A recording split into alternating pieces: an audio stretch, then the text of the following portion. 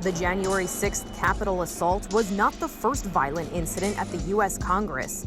According to Yale historian Joanne Freeman, between 1830 and 1860, there were at least 70 violent incidents on the House and Senate floor.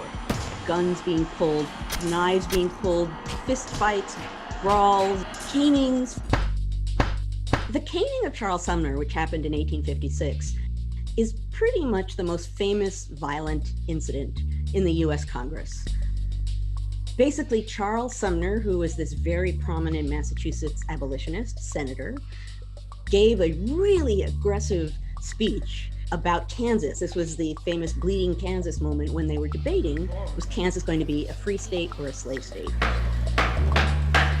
Obviously, Sumner did not want it to be a slave state, but in the speech that he gave, he insulted a number of congressmen, he kind of insulted the South, and one of the kinsmen of one of the insulted congressmen, his name was Preston Brooks of South Carolina, and he was a representative.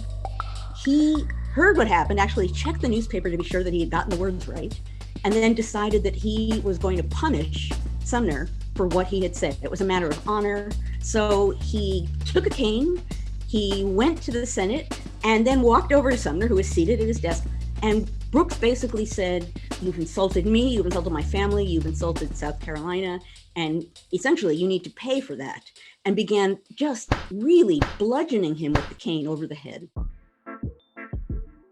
The desks in the Senate were bolted to the ground. So Sumner, in shock, can't immediately get away because he can't sort of get from underneath the desk. So ultimately, in a panic to get away, he wrenched this bolted desk from the ground, with Brooks all the time continuing to really attack him. Sumner not only tore his desk from the floor, but also ended up at the front of the chamber, bleeding profusely from the head and unconscious. Shattered the cane in the process, incidentally.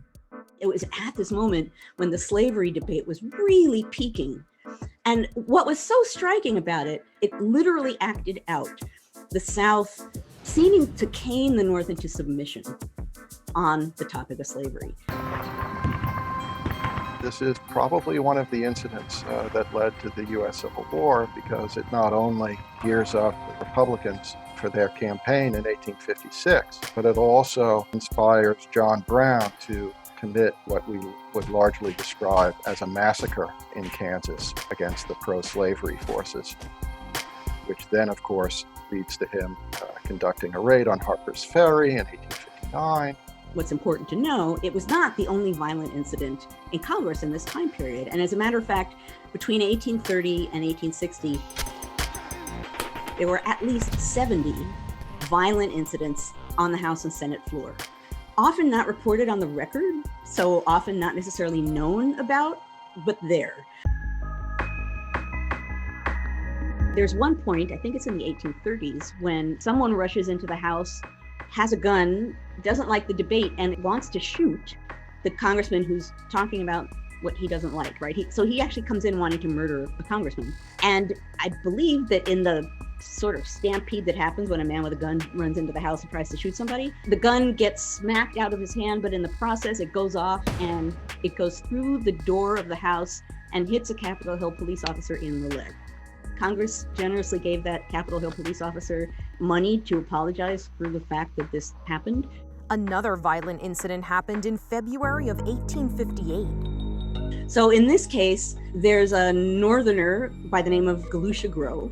Galusha Grow is standing amidst a group of his fellow colleagues and saying something to them. And while he's there talking, he hears someone say something and he says, "I object," from where he's standing.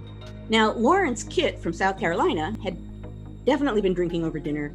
He hears Galusha Grow, who's a Republican and an abolitionist, say, "I object," from somewhere kind of near him, and becomes upset. So first he says out loud, "Object from over at your own side of the house. Don't object near me."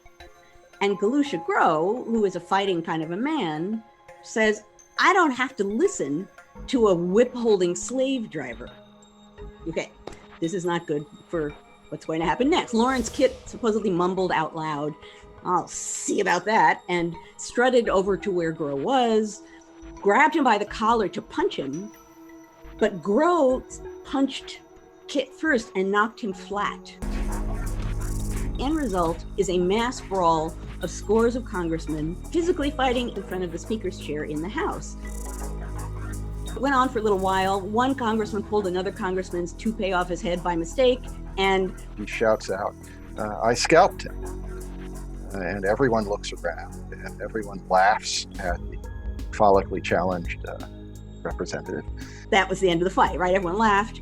But people who were watching said, and actually a reporter said, "We just saw an armed group of Northerners and an armed group of Southerners run at each other on the floor of the House and engage in combat. That looks like a war." The U.S. Civil War began just 3 years later. There was one especially jarring incident of violence in Congress in the 20th century. In 1954, a quartet of Puerto Rican nationalists opened fire on the floor of the House of Representatives from a visitors gallery. 5 representatives were injured. We're going inside. We found Congressman Bentley of Michigan lying on the floor, bleeding extensively, very, very badly in the waist. The shooters were apprehended, convicted, and sentenced to long terms in prison.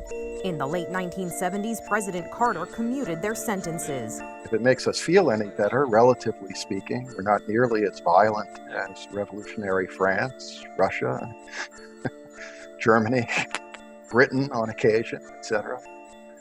Fought multiple civil wars and so forth and so on. As an American society at large goes, so goes Congress.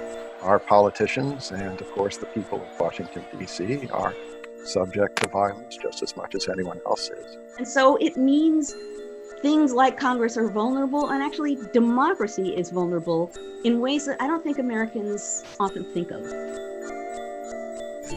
This is Inside Edition Digital.